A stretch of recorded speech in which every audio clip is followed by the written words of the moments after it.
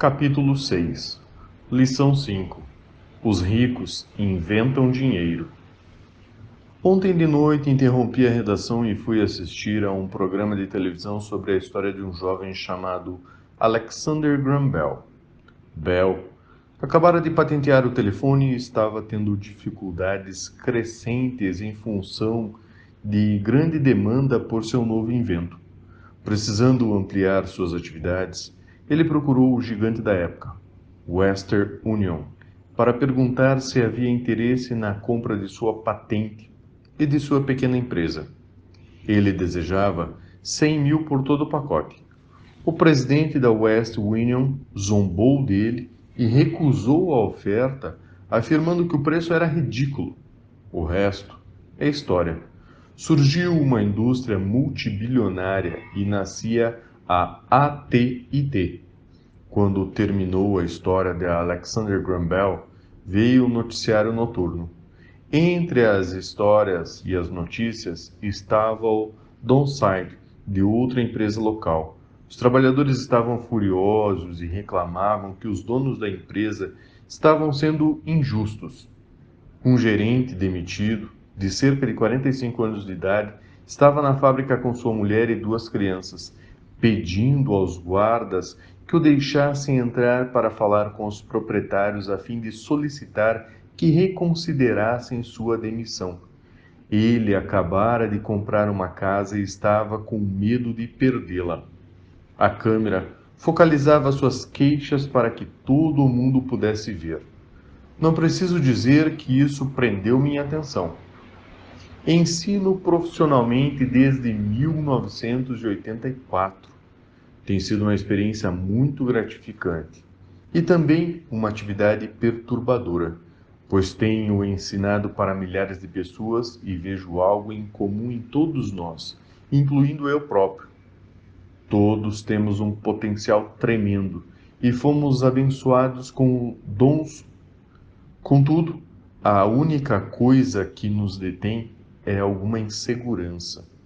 Não é tanto a falta de informação, mas sim a falta de autoconfiança. Alguns são mais afetados do que outros. Quando saímos da escola, a maioria de nós sabe que o que conta não é tanto o título que obtivemos ou as notas que tiramos. No mundo real, fora da academia, é necessário algo mais do que simplesmente notas. Já ouvi falar de garra, ousadia, audácia, coragem, cara de pau, esperteza, tenacidade, brilho. Esse fator, qualquer que seja o nome que lhe atribui, é mais decisivo, em última instância, para nosso futuro do que as notas obtidas ao longo dos estudos. Dentro de cada um de nós, há alguma dessas características. Existe também o reverso das mesmas. Pessoas que, se necessário, se ajoelhariam suplicantes. Depois de passar um ano no Vietnã como piloto da Marinha, passei a conhecer intimamente esses dois aspectos dentro de mim. Nenhum deles é melhor do que o outro. Contudo, como professor, reconheço que são o medo excessivo e a falta de autoconfiança os grandes empecilhos a manifestações do gênio pessoal. Partia meu coração ver estudantes que sabiam as respostas e que, no entanto, não tinham coragem de agir em consequência. Muitas vezes, no mundo real, não são os talentos que vão em frente, mas aqueles que são ousados. Em minha experiência pessoal, o gênio financeiro exige tanto conhecimento técnico quanto ousadia. Se o medo for muito maior, o gênio extingue. Nas aulas, incentivo firmemente os estudantes a aprenderem a assumir riscos, a serem ousados, a deixarem seu gênio converter seu medo em poder e brilhantismo. Funciona para alguns e apavora outros. Acabei percebendo que a maioria das pessoas, quando se trata de dinheiro, prefere a segurança. Tive que responder a perguntas como: por que arriscar? por que me dar ao trabalho de desenvolver meu QI financeiro? Por que me alfabetizar financeiramente? E a resposta é: para ter mais opções. Há grandes mudanças à nossa frente. Comecei com a história de jovens inventores como Alexander Graham Bell. Nos próximos anos, haverá mais pessoas extremamente bem-sucedidas, como o Bill Gates, e empresas extremamente bem-sucedidas como a Microsoft, sendo criadas a cada ano em todo o mundo. E também haverá muitas falências, demissões e downsizing. Então, por que se preocupar em desenvolver o QI financeiro? Ninguém pode responder isso a não ser você. Contudo, posso dizer por que o faço. Faço porque esta é a época mais empolgante para se viver. Prefiro saudar a mudança do que temê-la. Prefiro me entusiasmar com a possibilidade de ganhar milhões do que me preocupar com não conseguir um aumento de salário. O período em que nos encontramos é arrebatador. Não tem precedentes na história mundial. As gerações futuras olharão para essa época e verão o quanto de vibração deve ter havido. Terá sido a morte do velho e o nascimento do novo. Terá sido mutuamente e empolgante. Então, por que se preocupar em desenvolver o QI financeiro? Porque se você o fizer, poderá prosperar. E se você não o fizer, este será o período apavorante. Será uma época em que as pessoas conseguem ousadamente em frente, enquanto outras se agarram a modos de vida decadentes. Há 300 anos a terra era a riqueza, de modo que quem a possuísse possuía a riqueza. Então, apareceram as fábricas e a produção nos Estados Unidos ascenderam ao domínio. Os industriais eram os donos da riqueza. Hoje é a informação. E a pessoa que tiver a informação na hora certa terá a riqueza. O problema é que a informação voa em volta do mundo à velocidade da luz. A nova riqueza não fica restrita por limites e fronteiras, como ocorria com as fábricas. As mudanças serão mais aceleradas e dramáticas. Haverá um aumento impressionante de novos multimilionários e haverá também os que ficam para trás. Atualmente vejo tantas pessoas com dificuldades trabalhando mais arduamente, simplesmente porque se agarram às velhas ideias. Querem que tudo seja como era antes. Resistem à mudança. Conheço pessoas que estão perdendo seus empregos e suas casas e que culpam a tecnologia, ou a economia, ou o chefe. Infelizmente, elas não percebem que elas próprias podem ser o problema. Velhas ideias são seu maior passivo. É um passivo simplesmente porque não conseguem perceber que aquela história ou maneira de fazer alguma coisa que era um ativo ontem não mais existe. Uma tarde estava ensinando a investir utilizando o jogo de tabuleiro Cashflow, que inventei como uma ferramenta de ensino. Um amigo tinha trazido consigo uma conhecida para assistir à aula. Essa conhecida tinha se divorciado recentemente, sendo grandemente prejudicada pelo acordo feito. Agora estava à procura de respostas. Seu amigo pensou que a aula pudesse ajudar. O jogo foi criado de modo a ajudar pessoas a entender como funciona o dinheiro. Ao jogar, aprendem a interação entre demonstração de renda e balanço. Elas aprendem como o dinheiro flui entre os dois e como a trajetória para a riqueza depende de aumentar o montante gerado mensalmente pela coluna de ativos, até o ponto que esse supere nossas despesas mensais. Uma vez atingido esse ponto, você pode abandonar a corrida dos ratos e entrar na pista de alta velocidade. Como disse, algumas pessoas odeiam o jogo, outras adoram e algumas não entendem. Essa mulher perdeu uma valiosa oportunidade de aprender. O autor faz aqui um trocadilho intraduzível entre o nome do jogo, Class Flow, caixa de fluxo, e Klaus Flows, que pode ser traduzido como o dinheiro flui. Logo no começo do jogo, ela tirou o cartão em que aparecia uma lancha. No início ficou feliz. Ah, ganhei uma lancha! Então, quando o amigo tentou lhe explicar como funcionavam as contas de sua demonstração de renda e seu balanço, ela ficou frustrada, porque nunca gostara de matemática. O resto dos jogadores de sua mesa ficaram esperando enquanto o amigo lhe explicava a relação entre demonstração de renda, balanço e fluxo de caixa mensal. De repente, ela percebeu como os números se encaixavam e que a lancha estava comendo viva. No correr do jogo, também foi atingida pelo Donsai e teve um filho. Para ela, foi um jogo terrível. Depois da aula, seu amigo se aproximou de mim e disse que ela estava perturbada. Viera para a aula pensando em aprender a investir e não gostara do tempo gasto com um jogo bobo. Seu amigo tentou levá-la a pensar se o jogo não teria se refletido nela de alguma forma. Com essa sugestão, a mulher pediu o dinheiro de volta. Disse que a mera ideia de que o jogo pudesse ter algo a ver com ela era ridículo. Seu dinheiro foi rapidamente devolvido e ela foi embora.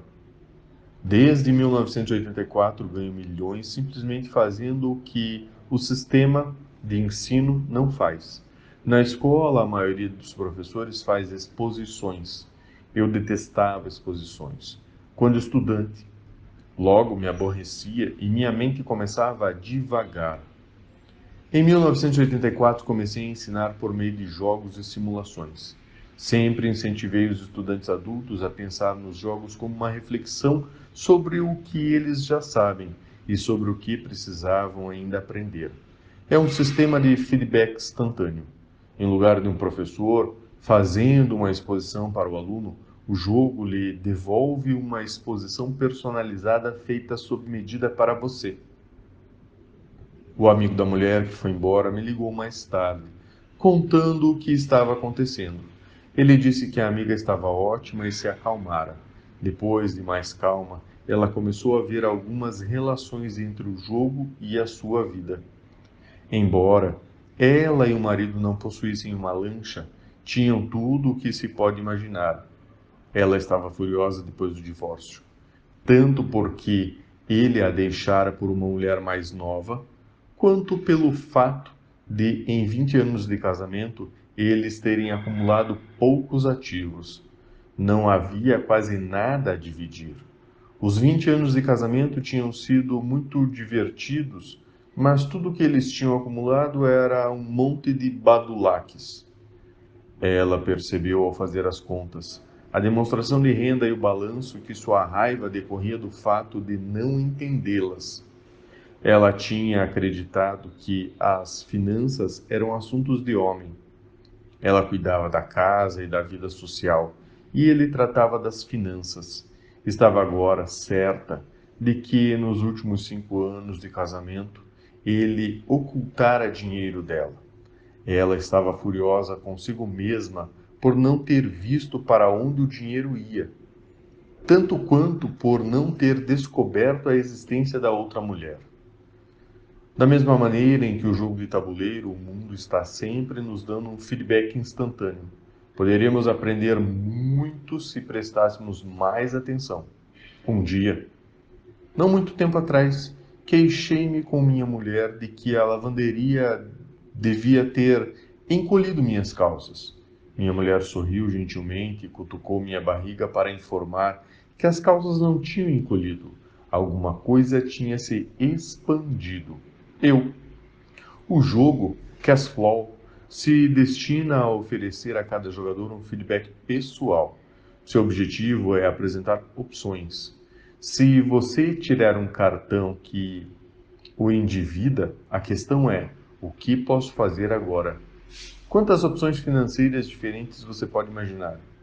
Esse é o objetivo do jogo: ensinar os jogadores a pensar e criar várias e novas opções financeiras.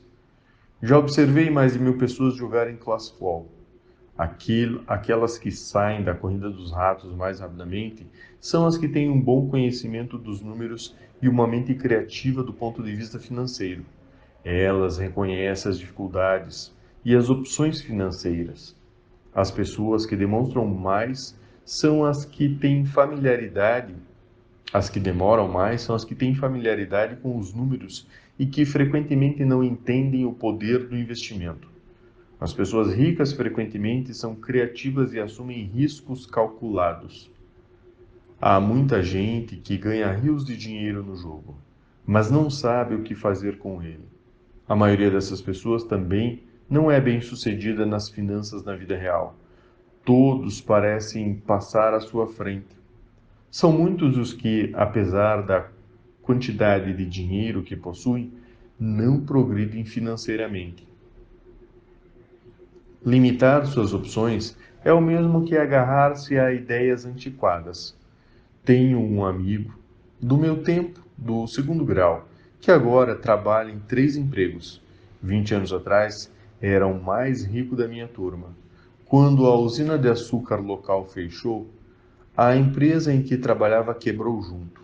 Na sua cabeça, ele só tinha uma opção, e essa era a opção antiga: trabalhar arduamente.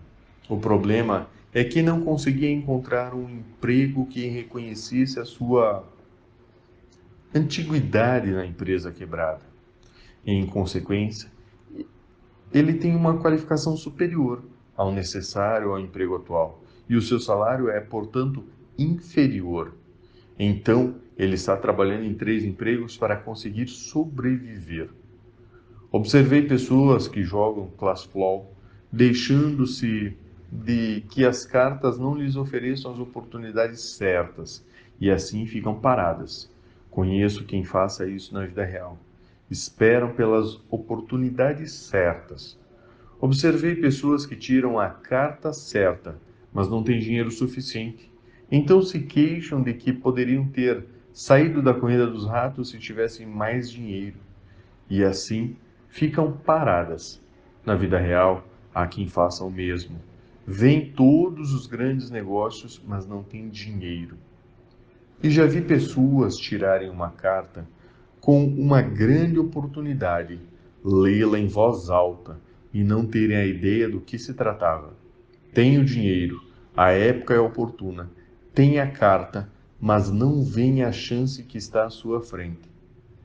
Não conseguem ver como isso se encaixa em seu plano financeiro para sair da corrida dos ratos. E há ainda os que parecem todos esses tipos combinados. A maioria tem uma oportunidade única bem à sua frente e não consegue vê-la. Um ano depois, descobre-se que todos os outros ficaram ricos. A inteligência financeira é simplesmente ter mais opções. Se as oportunidades não aparecem à sua frente, que outra coisa você pode fazer para melhorar a sua posição financeira? Se uma oportunidade lhe cai do céu e você não tem o dinheiro e o banco não lhe dá atenção, o que mais poderia fazer para essa oportunidade trabalhar a seu favor? Se seu palpite é errado e o que você esperava não acontece, como pode transformar um limão em milhões? E isso é inteligência financeira. Não é tanto o que acontece, mas quantas soluções financeiras diferentes você pode imaginar para transformar um limão em milhões. É a sua criatividade a serviço da solução de problemas financeiros. A maioria das pessoas só conhece uma solução: trabalhar arduamente, poupar e levantar empréstimos. Então, por que você quer aumentar sua inteligência financeira? Por que você quer ser o tipo de pessoa que cria a sua própria sorte? Você pega o que quer do que acontece e o torna melhor. Poucas pessoas percebem que a sorte é criada, do mesmo modo que o dinheiro. E se você quer ter mais sorte e criar dinheiro, em lugar de trabalhar arduamente, então sua inteligência financeira é importante. Agora, Se você é o tipo de pessoa que fica à espera de que a coisa certa aconteça, pode esperar muito tempo. E como esperar que todas as luzes estejam verdes 5 quilômetros antes de começar a sua viagem. Quando éramos garotos, Mike e eu ouvíamos meu pai rico dizer que o dinheiro não é real. Pai rico de vez em quando nos levava como chegamos perto do segredo, nos lembrava como chegamos perto do segredo do dinheiro naquele primeiro dia em que começamos a fazer dinheiro com gesso. Os pobres e a classe média trabalhavam pelo dinheiro, dizia. Os ricos fazem dinheiro. Quanto mais real vocês pensarem que o dinheiro é, tanto mais arduamente trabalharão por ele. Se vocês perceberem que o dinheiro não é real, enriquecerão mais rápido. Então, o que é? Era a pergunta que Mike e eu repetíamos frequentemente. O que é a moeda se não é real? O que nós concordamos que seja? Era tudo o que o pai rico respondia. O ativo mais poderoso que todos nós possuímos é a nossa mente. Se for bem treinada, pode criar uma imensa riqueza, no que parece ser um instante. Riqueza muito além dos sonhos dos reis ou das rainhas há 300 anos. Uma mente tão treinada também pode criar pobreza extrema. Se não treinada, isso pode perturbar por muito tempo quando é transmitida às famílias. Na era da informação, o dinheiro cresce exponencialmente. Algumas poucas pessoas estão se tornando fabulosamente ricas a partir do nada, apenas com ideias e acordos. Se você perguntar a muitas pessoas que negociam com ações ou outros investimentos como meio de vida, elas dirão que veem isso acontecer a toda hora. Milhões podem ser ganhos instantaneamente a partir do nada. E ao dizer nada, estão querendo dizer que não há dinheiro sendo trocado. Tudo é feito por um acordo, um sinal manual, no pregão, um sinal na tela de um corretor em Lisboa, originado por um corretor em Toronto e de volta a Lisboa. Um telefonema para meu corretor para comprar e outro, logo em seguida, para vender. O dinheiro não muda de mãos, os acordos mudam. Então, por que desenvolver seu gênio financeiro? Só você pode responder a isso. Eu só posso dizer porque tenho estado desenvolvendo essa área na minha inteligência.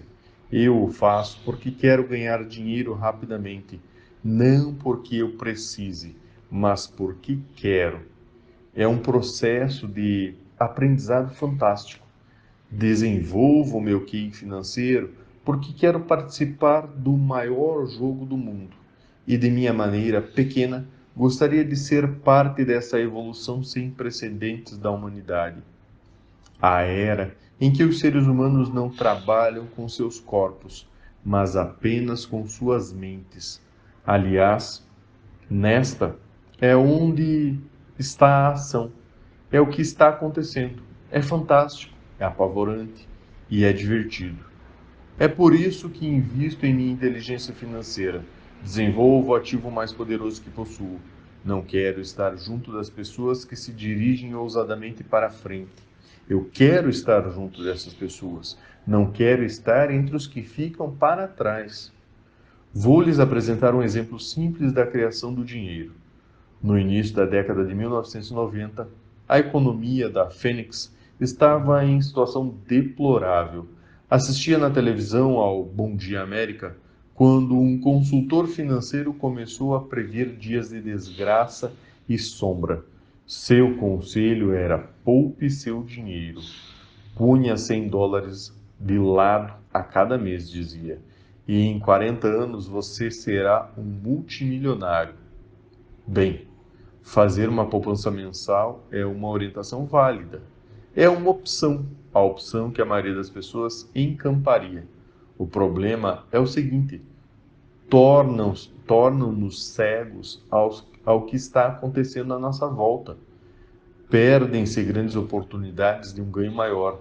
O mundo passa ao largo daqueles que optam por esse caminho.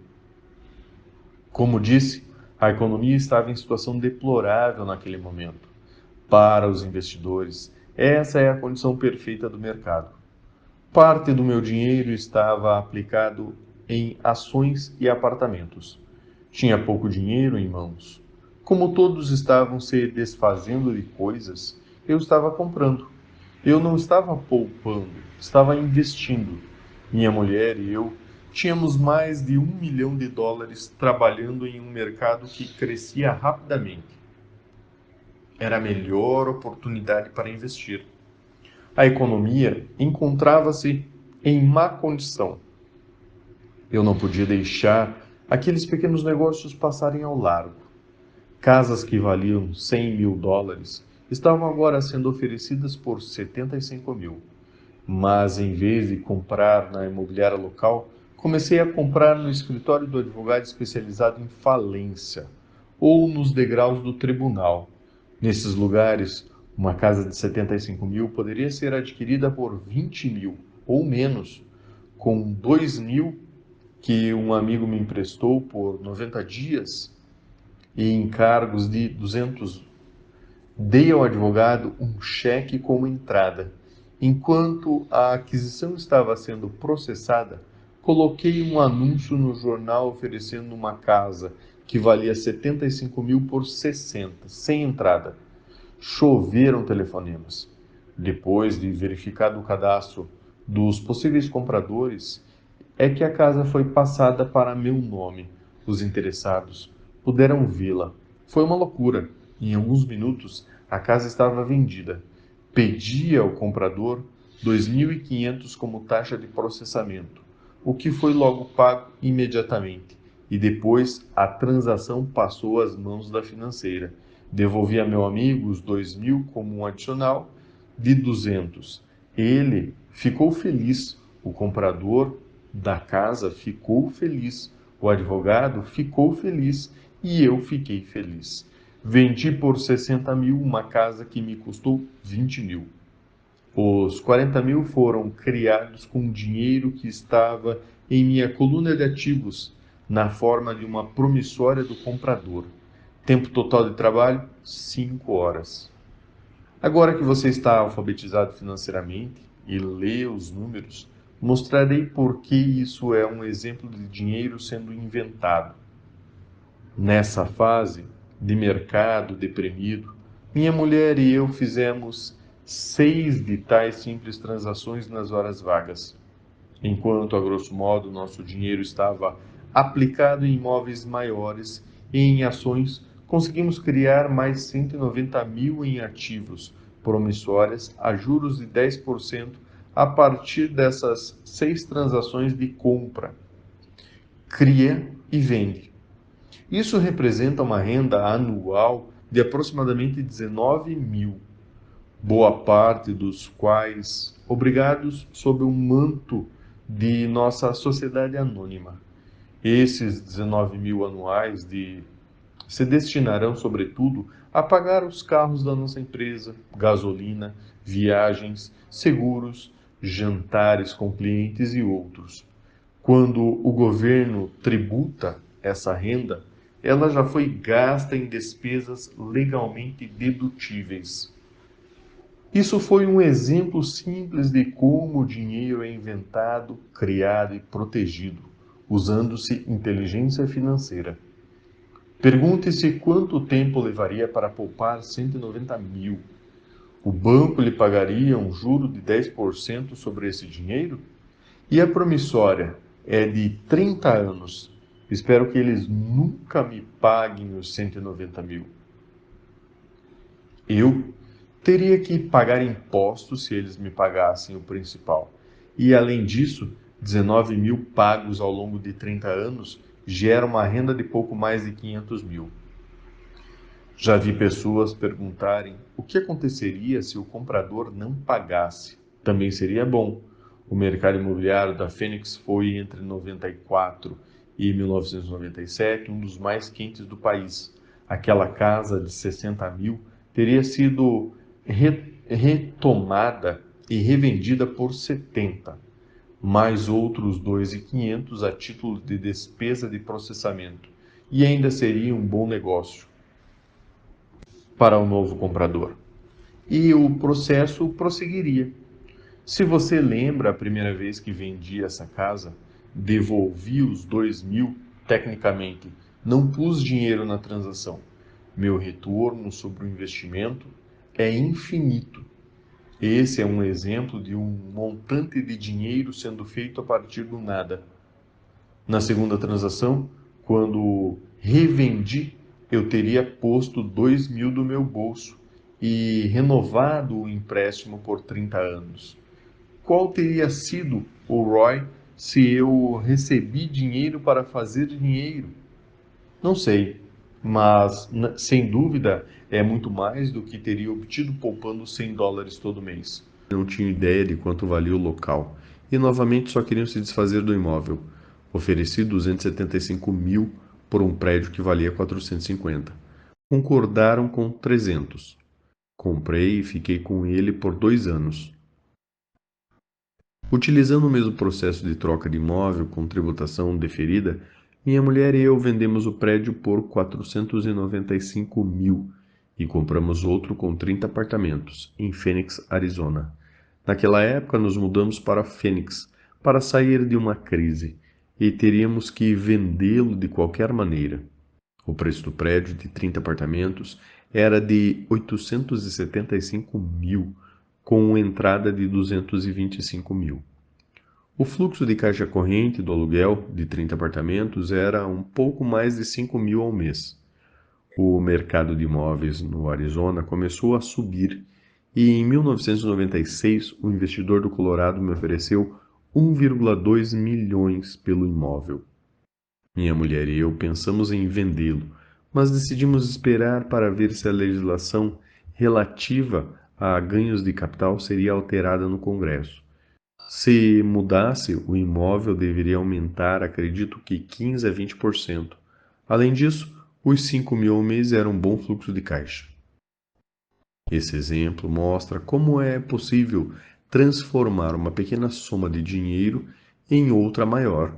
Repito, é uma questão de entender demonstrações financeiras, estratégias de investimento, sentir o mercado e conhecer as leis. Se as pessoas não são versadas nesses tópicos, então terão de seguir o dogma do patrão, que é buscar a segurança, diversificar e só aplicar em investimentos seguros. O problema é que investimentos seguros, muitas vezes, estão esterilizados. Isso é, são tão seguros que seus ganhos são menores. A maioria das corretoras não tocará em transações especulativas para se proteger a si próprias e a seus clientes. E essa é uma política sábia. Os negócios realmente quentes não são oferecidos aos novatos. Normalmente, os melhores negócios que tornam os ricos ainda mais ricos são reservados para aqueles que entendem o jogo. E, tecnicamente, é ilegal oferecer a alguém que não é considerado sofisticado esses negócios especulativos, mas, naturalmente, acontece. Quanto mais sofisticado me torno, mais oportunidades aparecem ao meu caminho. Outro argumento para desenvolver a inteligência financeira ao longo da minha vida é simplesmente que mais oportunidades são apresentadas a você. E quanto maior for a sua inteligência financeira, mais fácil será reconhecer um bom negócio. Quanto mais aperto, quanto mais aprendo e há muito a aprender, mais dinheiro ganho, simplesmente porque o passar dos anos acumulo experiência e sabedoria. Tenho amigos que se aprisionam à segurança, trabalhando com afinco em suas profissões, e que não conseguem adquirir sabedoria financeira, que leva tempo para ser desenvolvida. De modo geral, minha filosofia é plantar sementes em minha coluna de ativos. Essa é minha fórmula. Começo com pouco, planto sementes, algumas se desenvolvem, outras não. Na nossa empresa imobiliária há propriedades que valem muitos milhões e nosso próprio trust de investimento de imóveis. A maioria desses milhões partiram de investimentos mínimos, da ordem de 5 mil a 10 mil. Todas essas entradas foram beneficiadas por terem ocorrido em momentos de rápida ascensão no mercado. Aumentos isentos de impostos, compras e vendas feitas repetidamente ao longo dos anos. Também temos um portfólio de ações abrigado em uma empresa que minha mulher e eu chamamos de fundo mútuo pessoal. Temos amigos que fazem negócios específicos com investidores como nós, de modo que temos a cada mês dinheiro extra para investir. Compramos ações de empresas de capital fechado, de alto risco, especulativas, que estão próximas de serem listadas da Bolsa dos Estados Unidos ou do Canadá. Um exemplo de como é possível obter rápidos, mas são 100 mil ações compradas a 25 centavos, pouco antes da abertura de capital da empresa. 6 meses depois, a empresa estava listada em bolsa e as 100 mil ações valem $2 cada uma. Se uma empresa for bem administrada, o preço continuará subindo e as ações podem alcançar $20 ou mais cada uma. Houve ocasiões que os nossos 25 mil se transformaram em 1 milhão em menos de um ano. Se você sabe o que está fazendo, você não está jogando. É jogo quando você põe dinheiro em um negócio e reza para que dê certo. O importante é usar conhecimento técnico, sabedoria e amor ao jogo para minimizar os riscos. Naturalmente, sempre há riscos, e a inteligência financeira que aumenta as chances. Assim, o que é muito arriscado para uma pessoa é menos arriscado para outra. Essa é a principal razão pela qual incentivo sempre as pessoas a investir mais em suas instruções financeiras do que em ações, imóveis ou outros mercados. Quanto mais esperto você for, mais chances terá de reduzir os riscos. As ações nas quais eu invisto são extremamente arriscadas para a maioria das pessoas e não aconselho de forma alguma que outros o façam. Estou nesse jogo desde 1979 e já paguei mais do que deveria por elas. Mas se você reler por que tal investimentos são de alto risco para a maioria das pessoas, poderá organizar a sua vida de um modo diferente. De um modo que a habilidade de pegar 25 mil e transformar em 1 milhão em um ano seja de baixo risco para você. Como já disse anteriormente, nada do que escrevi é uma recomendação. São exemplos do que é simples e possível. O que faço é um café pequeno no esquema das coisas. Contudo, para o indivíduo médio, uma renda de 100 mil no ano, sem fazer muita força, é agradável e não muito difícil de obter. Dependendo do mercado, do quanto esperto você for, isso pode ser conseguido num prazo de 5 ou 10 anos. Se mantiver suas despesas correntes em um nível modesto, 100 mil com renda adicional é bom. Não importa se você trabalha. Você pode trabalhar se quiser ou tirar folga e usar o sistema tributário a seu favor e não contra você. Minha base pessoal são os imóveis.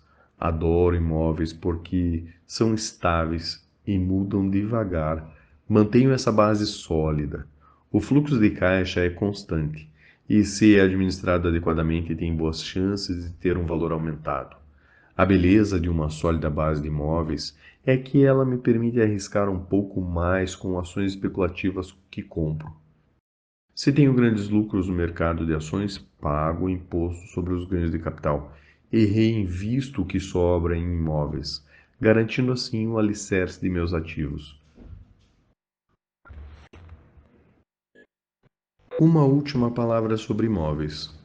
Tenho viajado por todo o mundo ensinando a investir.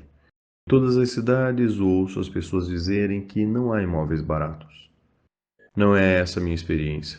Mesmo em Nova York ou Tóquio, ou mesmo em todas as cidades, ouço pessoas dizerem que não há imóveis baratos. Não é essa a minha experiência. Mesmo em Nova York ou Tóquio, ou mesmo nos arredores das cidades, há pechinchas desprezadas pela maioria das pessoas. Em Singapura, que atualmente registra uma alta no preço dos imóveis, podem ser encontrados ainda pechinchas em locais não muito distantes. Logo, sempre que ouço alguém me dizer "você não pode fazer isso aqui", respondo que talvez a afirmação adequada seja "não sei como fazer isso aqui". As grandes oportunidades não são vistas com os olhos, são vistas com a mente. Muita gente não ficará rica nunca simplesmente porque não tem um treinamento financeiro para reconhecer oportunidades que estão bem à sua frente. Muitas vezes me perguntam: começo. No último capítulo mostro 10 passos que segui na trajetória para a minha independência financeira. Mas sempre lembro que é preciso que seja divertido. Apenas um jogo. Algumas vezes você ganha, outras vezes perde. Mas divirta-se. A maioria das pessoas nunca ganha porque tem medo de perder. E por isso que a escola é tão tola. Na escola, aprendemos que os erros são maus e que somos punidos por cometê-los. Contudo, se você prestar atenção à maneira como os seres humanos aprendem, verá que aprendemos errado. Aprendemos a andar caindo. Se nunca cairmos, não andaremos nunca, mesmo quando a andar de bicicleta. Ainda tenho cicatriz nos joelhos, mas hoje ando de bicicleta sem pensar. O mesmo vale para enriquecer. Infelizmente, a principal razão pela qual a maioria das pessoas, não é rica é pelo seu pavor de perder. Os vencedores não têm medo de perder, mas os perdedores sim. Os fracassos são parte do processo do sucesso. As pessoas que evitam os fracassos também evitam o sucesso. Penso no dinheiro de forma semelhante ao meu jogo de tênis. Jogo muito, erro, corrijo, erro mais, volto a corrigir, melhoro o meu jogo. Se eu perder o jogo, vou até a rede, aperto a mão do meu adversário, sorrio e digo: até sábado. Há dois tipos de investidor. Primeiro, o mais comum são as pessoas que compram investimentos empacotados. Eles procuram um varejista, seja uma imobiliária, seja um corretor, um consultor financeiro, e compram alguma coisa. Pode ser um fundo mútuo, um trust de investimento imobiliário, ações, título, uma forma limpa e simples de investir. Pode ser comparado à pessoa que vai a uma loja e compra um computador direto da prateleira. O segundo são os investidores que criam investimentos. Este investidor, em geral, organiza o negócio de forma semelhante às pessoas que compram componentes e montam seu computador. É algo sob medida. Eu não sei como juntar componentes de computador, mas sei como juntar oportunidades.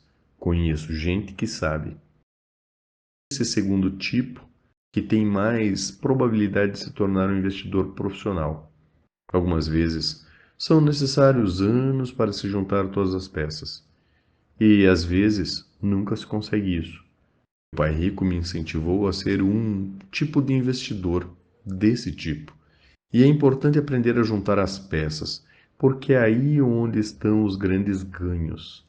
Se a maré é adversa, as grandes perdas. Se você quer ser o segundo tipo de investidor, precisa desenvolver três habilidades principais. Estas se somam àquelas necessárias para adquirir a inteligência financeira. Primeiro, como encontrar uma oportunidade que ninguém mais viu. Você vê com a sua mente e os outros veem com os olhos.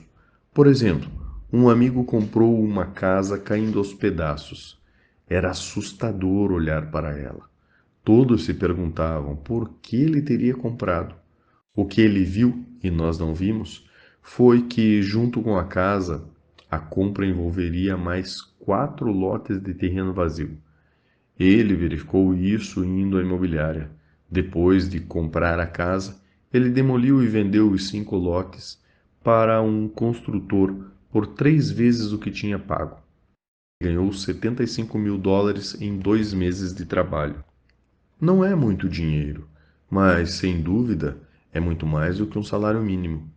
E não há muitas dificuldades técnicas. Segundo, como conseguir dinheiro? Em geral, as pessoas só procuram um banco. Esse segundo tipo de investidor precisa saber onde levantar recursos e há muitas formas de fazê-lo sem ir ao banco. Para começar, aprendi a comprar imóveis sem precisar do banco. Não é tanto pelos imóveis, mas pela aprendizagem de como conseguir o dinheiro, o que não tem preço. Muito frequentemente ouço as pessoas dizerem: o banco não me dá um empréstimo, ou não tenho dinheiro para comprar isso. Se você quiser se tornar um investidor do tipo 2, precisa aprender a fazer o que atrapalha tanta gente.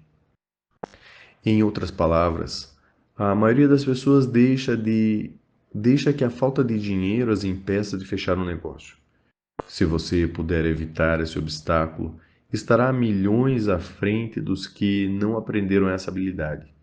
Muitas vezes, adquiri uma casa ou ações ou um prédio de apartamento sem ter um tostão no banco. Uma vez comprei um prédio de 1,2 milhões. O que eu fiz é chamado amarrar a transação com um contrato escrito entre comprador e vendedor. Então consegui o necessário para pagar o depósito, 100 mil, o que me permitiu obter 90 dias para levantar o resto do dinheiro. Por que eu fiz isso? Simplesmente sabia que o prédio valia 2 milhões. Nunca levantei o dinheiro. Em lugar disso, a pessoa que depositou 100 mil me deu 50 mil por ter encontrado o prédio, assumiu minha posição e eu saí do negócio. Total do tempo de trabalho, 3 dias. Repito, conta mais o que você sabe do que o que você compra. Investir não é compra, é conhecer. Terceiro, como organizar pessoas espertas? Pessoas inteligentes são aquelas que trabalham como ou contratam uma pessoa mais inteligente do que elas. Quando você precisa de orientação, assegure-se de escolher sabiamente um conselheiro. Há muito o que aprender, mas a recompensa pode ser astronômica. Se você não quer aprender essas habilidades, então é aconselhável ser um investidor do tipo 1. Sua riqueza é o que você sabe. Seu maior risco é o que você não conhece. Sempre há risco, de modo que aprenda a administrá-lo em vez de evitá-lo.